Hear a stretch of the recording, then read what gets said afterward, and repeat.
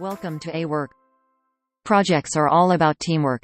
As your team grows, you'll soon want to make sure that everyone has access to the projects and tasks they work on. No more and no less. Today we'll introduce you to awork's permissions. When heading to the permissions page in awork, you'll see different user roles. Each one can have different permissions. To view and edit the permissions associated with a user role, simply click the role.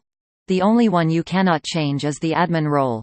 This special role is predefined and always provides access to all features and areas. You can assign permissions for different areas in awork. These are projects, users, clients, tasks, time tracking, and general workspace settings. Either grant full permissions, prohibit access to an area, or customize access to individual features. Access our Help Center at support.awork.io for details on specific settings.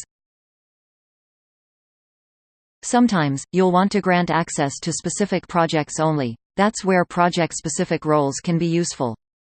For example, you could restrict an external freelancer's general permissions to a minimum, but allow access to his assigned project tasks. In order to associate users with a role, open a roles assignments and either move individual users via drag and drop, or select multiple users to assign them to a new role all at once.